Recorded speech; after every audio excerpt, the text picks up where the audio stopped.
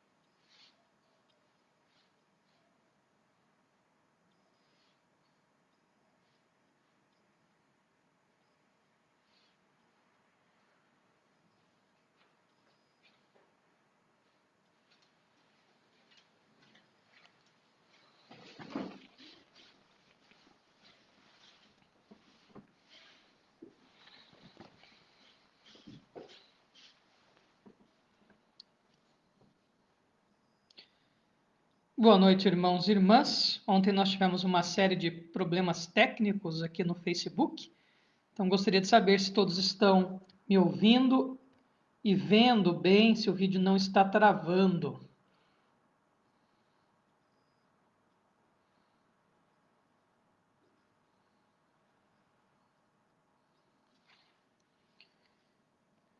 Se estiverem todos me ouvindo e vendo, sem travar, sem problemas, nós damos continuidade. Maravilha. Rosilda deu um parecer aqui que está ok áudio e vídeo. Caso trave, a gente reinicia a transmissão. Então, boa noite a todos e a todas. Sejam bem-vindos à página da Igreja Presbiteriana de Blumenau. Eu sou o pastor Anderson e esse é o nosso Orai Sem Cessar. Lembrando que você pode deixar o seu pedido de oração, ação de graças, intercessão, enfim, que nós oraremos após o estudo. Então, vamos orar. Senhor, muito obrigado por este dia que o Senhor nos deu. Obrigado pelo alimento, obrigado pelo lar, obrigado pelo teu cuidado, ó Deus. Sabemos que tudo o que nós temos tido nas nossas vidas vem do Senhor. O Senhor é o Deus que nos sustenta e nos ampara. Obrigado por isso. Abençoe, ó Pai, a transmissão que nós fazemos, que seja para a honra e glória tua, que aprendamos juntos a tua palavra. Pai, quanto a mim, coloco nas tuas mãos, rogando a iluminação do Santo Espírito, para que eu venha falar de ti e não de mim mesmo. Abençoe todos que estão participando desta transmissão e tenha misericórdia do mundo, Pai, nesse período de pandemia. Em nome de Jesus que nós oramos. Amém. Então vamos lá. Funcionando o áudio, funcionando o vídeo. Vamos para o nosso primeiro capítulo da carta aos Romanos. Então, nosso primeiro capítulo da carta aos Romanos. Hoje leremos de 1 a 7. O primeiro capítulo de Romanos já é bem denso, né? Então, você já começa a perceber que é um material bem difícil, assim. Não é, a teologia não é tão complexa, mas é muito denso. Então, nós vamos pouquinho a pouquinho aí, porque o primeiro capítulo já traz uma série de temas que a gente precisa aprofundar um pouco mais. Então vamos lá, Romanos capítulo 1, de 1 a 7. Romanos capítulo 1, de 1 a 7. Romanos 1, de 1 a 7.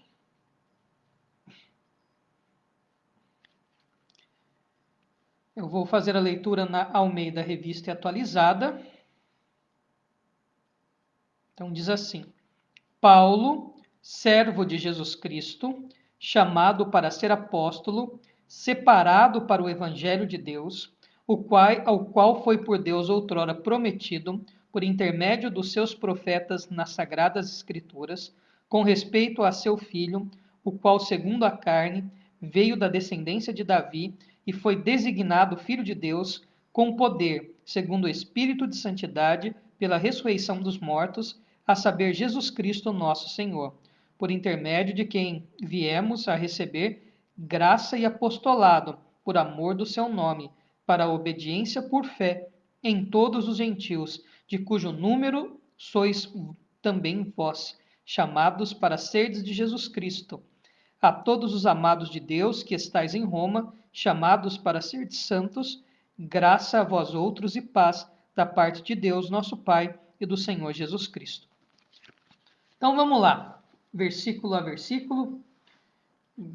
Vamos de 1 a 7. Bom, o livro, a carta aos Romanos, ela é dividida, para melhor estudarmos, em várias partes. Né?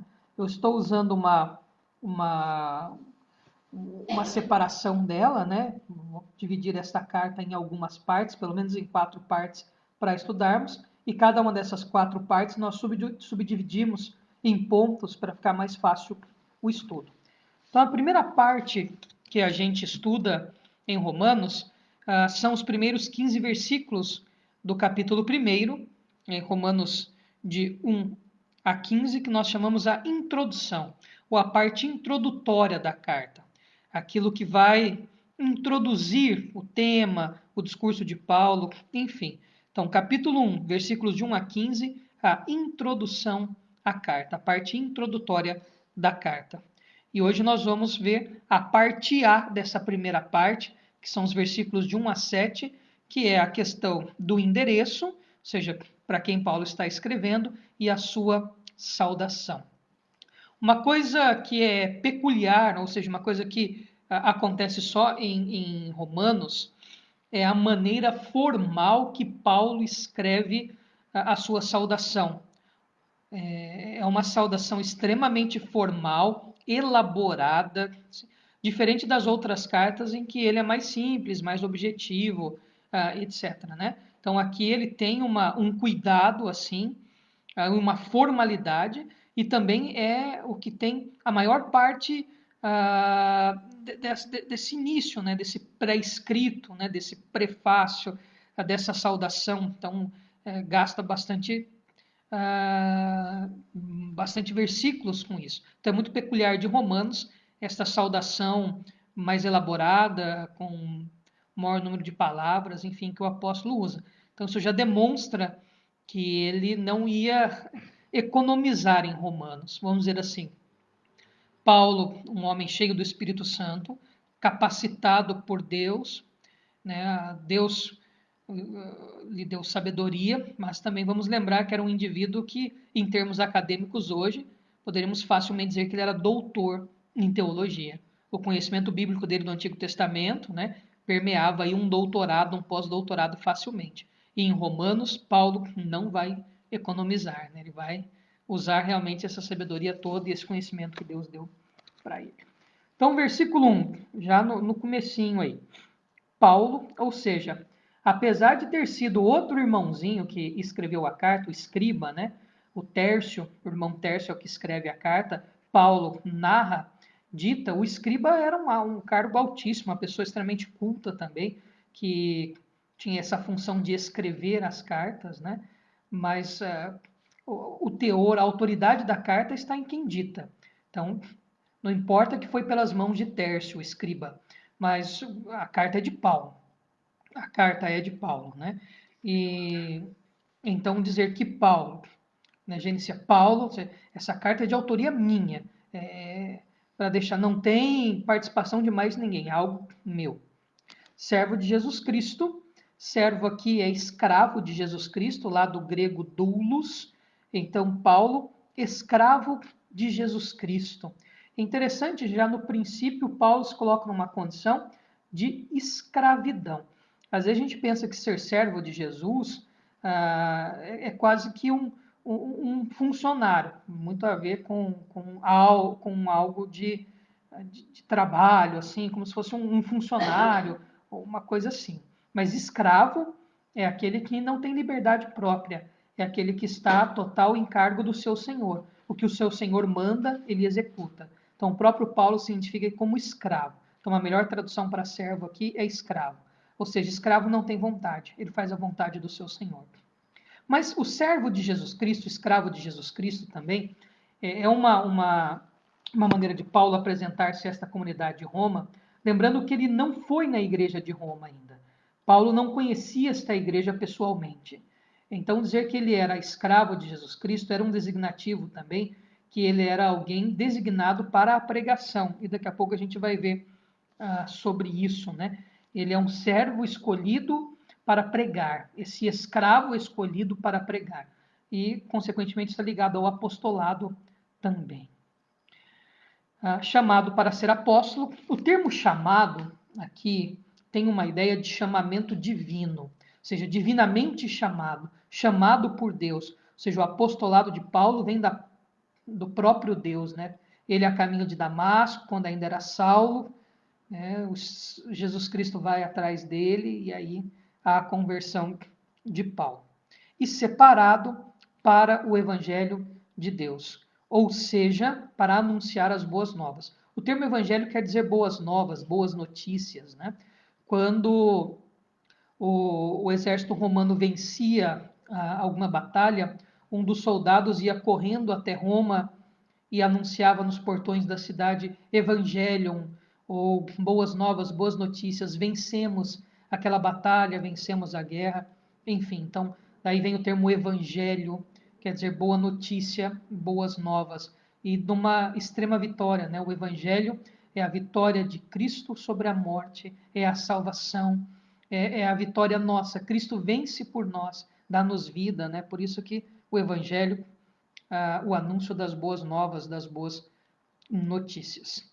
Então, Paulo, escravo de Jesus, divinamente chamado por ele para servir como apóstolo, apóstolo, aquele que é enviado, apóstolo, só os 12.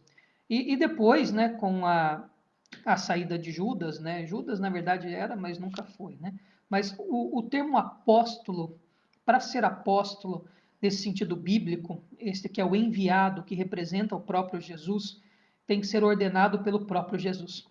A sucessão apostólica se encerra com os apóstolos. Não há sucessão apostólica mais. Tá? Então, essas pessoas que se auto-intitulam apóstolos, ou mesmo bispos, ou indivíduos que se julgam herdeiros dessa sucessão apostólica, não tem mais. Não tem mais apostolado. Depois que morreu o último apóstolo, provavelmente o apóstolo João, encerra-se o ministério apostólico. A essência do ministério apostólico de iniciar igrejas está muito ligado hoje ao missionário. A figura do missionário, entre aspas, é bem apostólico, né? O indivíduo que sai e funda igrejas, discipula pessoas, inicia grupos bases que se tornarão igrejas depois, né? Um plantador de igrejas, um missionário. Então, essa ideia da função, né? Mas o ministério de apóstolo se encerra com a morte do último. Depois disso, não tem mais apóstolo. Quem se auto-intitula apóstolo é por vaidade. Porque, veja, se Paulo se coloca como escravo de Jesus Cristo, então ele coloca a função apostólica como aquele que serve a todos.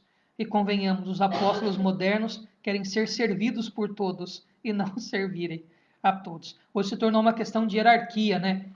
Para ser mais que pastor, para ser mais que bispo, para ser mais do que tudo, então eu sou apóstolo, como se fosse um designativo de superpoder, né? Não tem nada a ver, né? Apóstolo já foi. E essa questão de titulação também é pastor. Eu acho que é o título, é o ofício, é a maneira mais bela de se chamar alguém que exerce esse ministério. Acho que pastor já é um designativo pesado demais para a gente, né? Reverendo, então, Deus me livre, né? Reverendo é assustador, assustador. Então vamos lá, versículo 2. O qual foi por Deus outrora é um termo de português antigo, né? Outrora, antes. Então, o qual foi por Deus antes, prometido por intermédio dos seus profetas nas Sagradas Escrituras. O que foi prometido antes? O Evangelho. O Evangelho. Para Paulo, o Evangelho da salvação revelado nas Escrituras, ele é claramente demonstrado no Antigo Testamento. Vamos pensar, o Novo Testamento estava em fase de construção ainda. Não tínhamos o Novo Testamento pronto. Então, a base escriturística que o apóstolo Paulo usa para falar de Cristo é todo o Antigo Testamento. E quando ele usa o termo aqui, por intermédio dos seus profetas nas Sagradas Escrituras aqui ele está se referindo ao Antigo Testamento, e profeta aqui não necessariamente aos profetas maiores e depois aos profetas menores ou profetas posteriores, né? Mas a ideia como um todo aqui é de todo o Antigo Testamento. Então, ele está usando a parte pelo todo, né? Mas pelos seus profetas nas Sagradas Escrituras, falando do Antigo Testamento, sendo que todo o Antigo Testamento já aponta para Jesus Cristo. Versículo 3. Com respeito a seu filho, o qual, segundo a carne, veio da descendência de Davi. Bom, se o Evangelho de Deus já está ali patenteado, né, no Antigo Testamento, Cristo já é mostrado, o plano de salvação de Deus já é revelado no Antigo Testamento, e Paulo depois vai mostrar isto em muitas cartas, em Romanos. O próprio Evangelho de Mateus é muito rico em material do Antigo Testamento, enfim, para designar Cristo como o Messias, né? Então, com respeito a seu filho, o Evangelho de Deus, com respeito a seu filho Jesus, o qual segundo a carne. O qual segundo a carne, né? A encarnação, a vinda de Cristo. Então, para Paulo, a encarnação de Jesus Cristo encerra nele todo o plano de salvação, toda a história de salvação descrita no Antigo Testamento. Então, em Cristo, nós temos a consumação, o completo, a realização de todas as promessas de Deus, quando Cristo se encarna, a encarnação de Jesus Cristo, quando ele fala que segundo a carne, né, vindo conforme a carne, como ser humano. Outra coisa, Cristo veio como homem. Então, verdadeiro Deus, verdadeiro homem, falamos muito disso nos nossos estudos em 1 João. Então, se você tem alguma dúvida, é só assistir as aulas de 1 João, que tem lá. Então, veio na carne, encarnou-se. E a descendência de Davi, Falar que era filho de Davi, descendência de Davi, raiz de Davi, aquele que é procedente de Davi, quer dizer que ele tinha direito àquela santa unção, né, que vinha lá de Davi. Deus promete a Davi que ele seria rei para sempre, que sempre haveria alguém da geração dele reinando, e Cristo realmente é o rei eterno, Cristo realmente é o rei que está para todo sempre reinando. E filho de Davi era a confirmação de que Cristo é o Messias esperado. Então, era um dos títulos atribuídos ao Messias, aquele que era esperado, que viria redimir o povo de Deus, salvar o povo de Deus, enfim. Cristo é o descendente de Davi. Então, ele é o verdadeiro Messias. Versículo 3, né? Com respeito a seu filho, o qual, segundo a carne, veio da descendência de Davi. Encarnou-se, em Cristo encerram-se todas as promessas, em Cristo nós temos o cumprimento de tudo aquilo que nós esperávamos. Todas as promessas do Antigo Testamento se cumprem em Cristo, promessas de salvação. Então, eu gosto de pensar que uma boa chave de leitura para toda a Bíblia é a história de salvação. História de salvação. É ver como Deus, desde lá do Antigo Testamento, tendo a sua consumação máxima na pessoa de Cristo no Novo Testamento, está construindo uma história de salvação, que já se encerrou em Cristo, né? Nós agora já estamos vivendo a salvação, né? A história já foi consumada. É questão de detalhe. Se Cristo voltar, estamos salvos. Se nós morrermos, vamos presenciar, né? Estaremos com Ele. Se estamos salvos de uma maneira ou de outra. Então, história da salvação. Deus salvando o seu povo. Eu acho que é uma boa chave de leitura. Não vou dizer que é o centro da Bíblia, né? Mas eu acho que é uma boa chave de leitura para o Antigo e Novo Testamento, essa história de salvação, tendo seu ápice na pessoa e na obra de Jesus Cristo. Descendência de Davi. Encerra o versículo 3, inicia-se o versículo 4. E foi designado Filho de Deus com poder, segundo o Espírito de santidade, pela ressurreição dos mortos, a saber, Jesus Cristo nosso Senhor. Para Paulo, após a ressurreição, Cristo mostra-se um pouco diferente que antes da ressurreição, porque agora Cristo revela o seu corpo glorioso, o seu corpo perfeito, né? Lógico, ele não pode demonstrar toda a sua glória, senão ele poderia ter contato com aquelas pessoas que viram, que estiveram com ele após a ressurreição, que eles seriam consumidos pela glória do Senhor. Tá? Então, após a ressurreição, Cristo revela o seu corpo glorioso, o seu corpo perfeito. Paulo diz em Coríntios que o nosso corpo ressurreto, o nosso corpo após a ressurreição dos mortos, será similar ao corpo de Jesus. Então, foi designado Filho de Deus. Se ele foi designado, essa ideia de designado aqui dá uma ideia de uma designação eterna. Se Cristo é designado eternamente Filho de Deus, então ele é o Filho pré-existente, é o Filho que sempre existiu. Se ele é o Filho que sempre existiu e Deus é o Pai que sempre existiu, então nós temos aqui um atributo da eternidade do Filho. Versículo 5. Por intermédio de quem viemos a receber graça e apostolado, por amor do seu nome, para a obediência por fé entre todos os gentios. Então, agora, Paulo vai falar acerca de si mesmo. Quem chama Paulo para o apostolado é Jesus Cristo. Aquele encontro que ele tem a caminho de Damasco, né? Literalmente cai do cavalo, né? Diz que o cavalo derruba Paulo, né? E aí ele é convertido pelo Senhor. E uma coisa interessantíssima, né? Que vai lá do versículo 1 novamente, que esse chamado, né, esse apostolado, esse é o termo kletos, lá do grego, que é uma variação de kalel, chamar, mas aqui na Escritura, no Novo Testamento, tem essa ideia de um chamamento divino. Você foi divinamente chamado para isto, né? Então, ele recebeu de Cristo graça, ou seja, favor imerecido. Ele era pecador, perseguidor da igreja, consentia na morte dos servos de Jesus e ele recebe graça, ou seja, recebe algo que ele não merece. Caris, recebe algo que ele não merece, recebe um favor imerecido. Então, aqui já Paulo começa a demonstrar a essência e o conteúdo da sua carta aos Romanos. Graça e fé é um tema recorrente em Romanos. Para a obediência e apostolado por amor de seu nome. Então é interessante que essa questão humilde, né, ele é feito apóstolo de maneira graciosa, né,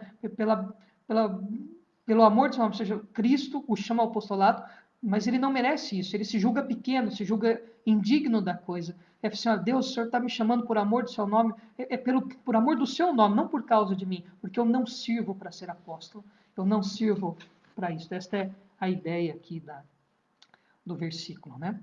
A obediência por fé. Então, outro termo, né, muito recorrente, nós vamos ver, é a salvação pela fé. A salvação não é por obras, não é pelo que você faz. E há um resumo implícito nessas linhas do Paulo que se diz, né, veja a minha história, veja a minha história. Como eu poderia, por obras, alcançar tal coisa? De maneira nenhuma. Cristo fez nascer essa fé para que eu cresce nele e obedecesse. Entre todos os gentios. Ele se coloca como apóstolo dos gentios, né? Gentil, aquele que não é judeu.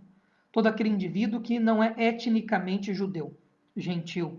Grego, romano e etc. Principalmente os de fala grega, né? O pessoal que falava grego, que falava um latinzinho lá dos romanos, era tido como gentil. De cujo número sois também vós chamados para serdes de Jesus Cristo. Veja, se o termo kletos é usado como um chamamento divino para Paulo ser salvo e ser apóstolo, agora ele vai usar o mesmo termo também para o povo. Vocês foram divinamente chamados por Jesus. Vocês também compõem o número destes que são salvos, que são chamados. E ele se coloca como apóstolo desse povo que é gentil, né? Desse povo que não é judeu. Ele fala, fui designado apóstolo para os gentios. E coloca os romanos entre o povo de Deus, entre os escolhidos do Senhor. A todos os amados de Deus, que estais em Roma, chamados para ser de santos, graça a vós outros e paz da parte de Deus, nosso Pai, e do Senhor Jesus Cristo. A todos os amados de Deus. O termo amado aqui é um particípio. E é um particípio que dá uma ideia assim. Perfeitamente amado, plenamente amado, completamente amado. Não tem como ser mais amado ou menos amado.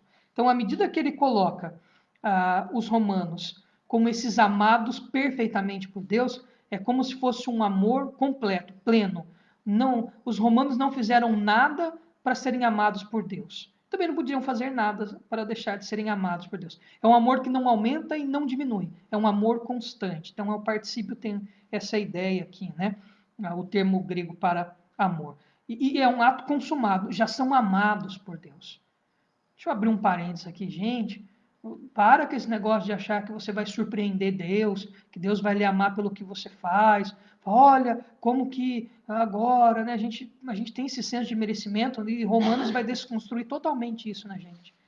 Veja, eles são amados porque Deus quis amá-los deliberadamente, não por causa deles. Você não surpreende Deus.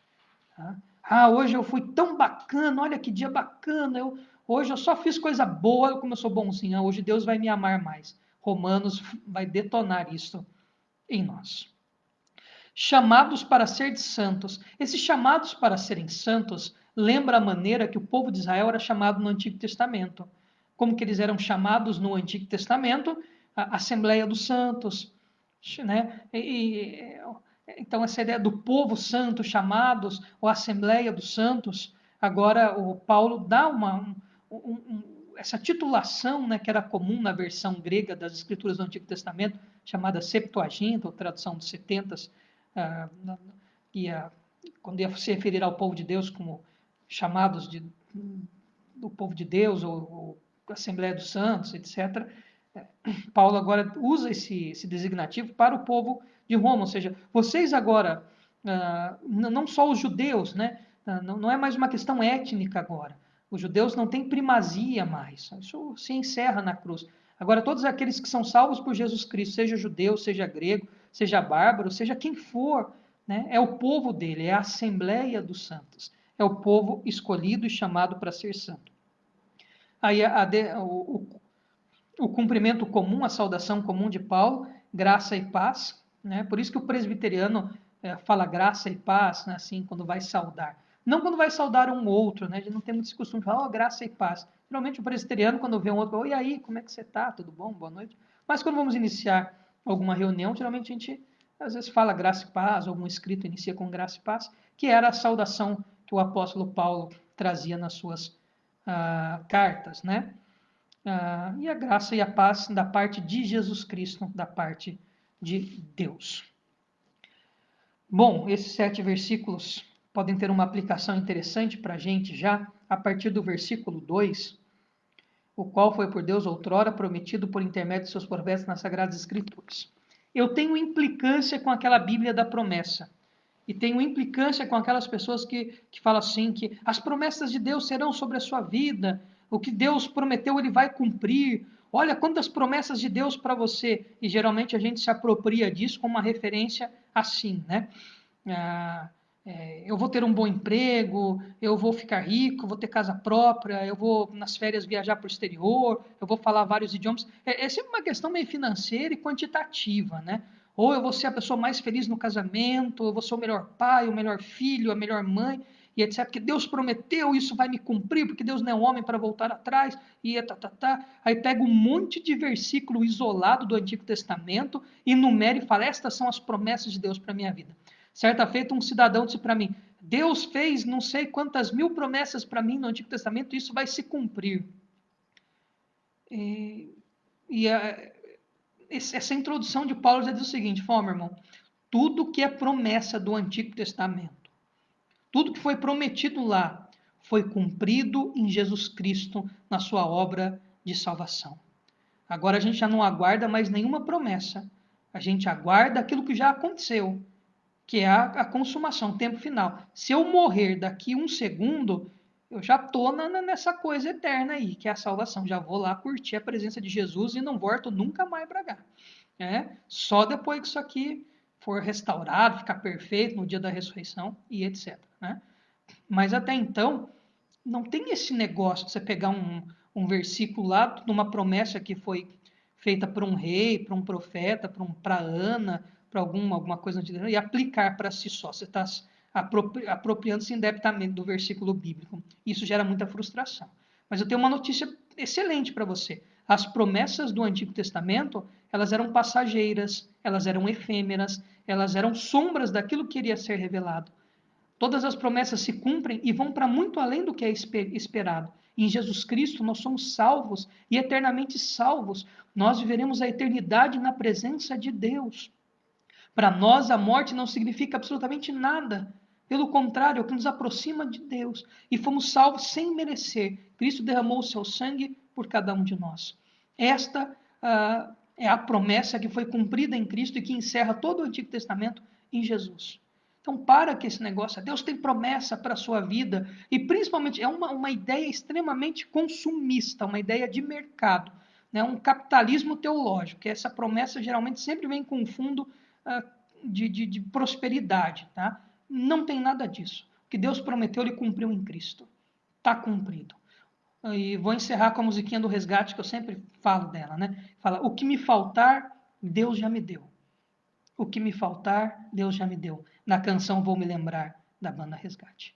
Então, que esses 7 versículos que nós lemos hoje sejam bênção para as nossas vidas. E amanhã a gente volta para encerrar, né, dos versículos 8 até o 15, a parte introdutória da carta.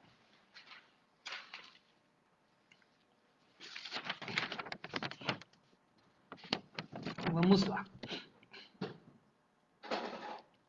Nós vamos orar aqui, né? A Aline pede pela saúde da nossa irmã Rose Andrade, por todos que estão sem rendimentos, pelos enfermos, pela família, pelos amigos e pela igreja de Blumenau. A Erenice pede oração por toda a sua família. A Letícia agradece por mais um ano de vida da sua filha, Ana Carolina, que é a outra filha. Elas fazem aniversário uma em um dia, outro no outro dia. Ó, que beleza! Aposto que fazia uma festa só para as duas quando era criança, né? Pois vamos perguntar para o presbítero Ricardo como é que era o aniversário. Ou se fazia 2 aniversários, né? Aí, não, quero só ver, eu sabia desse. Acho que era um aniversário só para as duas, né? Meio estratégico, né? Então, Deus abençoe muito a Ana Carolina. Um abração para ti. Deus derrame bênção sem medida sobre a sua vida. Apareceu um pedido de oração para mim aqui agora nos comentários, do nosso irmão Zias Costa, que pede oração pela família dele e agradece a Deus porque todos estão com saúde. Então nós vamos orar, depois mandaremos os abraços ao final. Senhor, nós clamamos pela saúde da nossa irmã Rose Andrade, de toda a sua família, derrama a bênção sobre a vida dela. Também intercedemos por todos que estão sofrendo qualquer impacto econômico, ó Pai, diante desta epidemia, desse isolamento social, do fechamento econômico. Pai, tenha misericórdia de todos aqueles que estão sem rendimentos. Tenha piedade de todos os que estão doentes, seja por causa do Covid-19 ou outras enfermidades, que a tua boa mão, ó Pai, esteja sobre todos eles. Intercedemos por toda a família da Aline, todos os seus amigos e rogamos bênção e providência tua, Pai, na vida deles. Abençoe todas as famílias da Igreja Presbiteriana de Blumenau, das demais igrejas que nos assistem, que a tua bênção, o teu amor e a tua graça estejam sobre todos eles e elas. Pai, nós intercedemos pela família da Erenice, que o Senhor abençoe, guarde, proteja, fortaleça, supra todas as suas necessidades financeiras, espirituais, emocionais. Toma nas tuas mãos esta família, ó Pai, e cubra-os de bênçãos. Senhor, nós te louvamos pela vida da Letícia, de toda a sua família. Abençoe o presbítero Ricardo. E de uma maneira especial agradecemos a Ti por mais um ano de vida, ó Deus, que o Senhor dá a Ana Carolina e que ela tenha muitos e muitos anos de vida, viva uma vida abençoada por Ti, ó Pai. Clamamos que o Senhor dê saúde, sabedoria, livre-a de todo o mal. Abençoe todos os irmãos e irmãs, ó Pai, que estiveram conosco nesta transmissão, derrama a bênção, o Senhor sabe de todas as necessidades. E nós pedimos perdão dos nossos pecados, em nome de Jesus. Amém.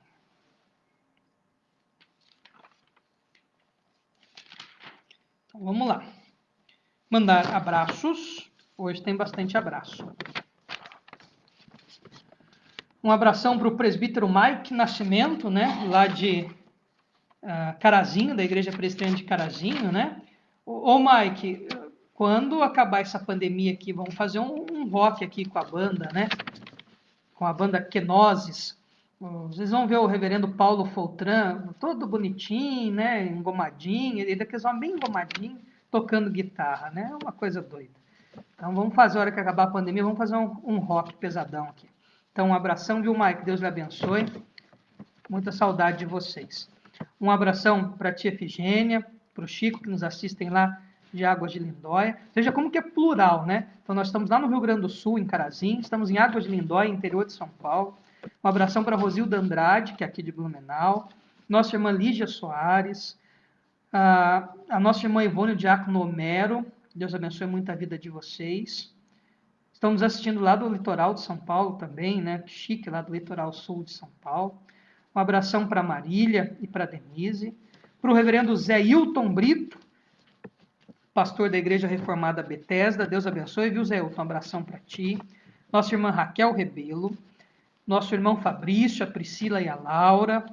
A Rose Andrade. O presbítero Flávio, a nossa irmã Fernanda. A Adna Duarte. Margarida Tomazini. Margarina não dá, né? Margarida, igual a flor. Tomazini é tia do Tiago, né? Tia do Mateus, tia da Maria, né? Deus abençoe muito, viu, irmã? Um abração para Ana Paula, que nos assiste lá de Xanxerê, no oeste catarinense. Tá frio lá. Um abração para a dona Zeni, para o seu Dino. Para o Diácono Osni, nossa irmã Valéria. A Solange Baraldi, também lá de Xanxerê. A Rosevelt, também lá de Xanxerê, que Deus abençoe, viu, Rosevelt? A Rosevelt, na época que eu fui secretário presbiterial de SAFs, né? A Rosevelt era presidente da SAF, altas aventuras, altos rolês, né? Eu era motorista da SAF de Xanxerê. Fomos para o Rio Grande do Sul, depois fomos Gravataí, que maravilha, viu? Muita saudade. Um abração para a Letícia, para o presbítero Ricardo, para a Erenice, para o presbítero Delcio, aqui de Blumenau, né? Presbíteros da nossa igreja. Um abraço para a Ariane Andrade.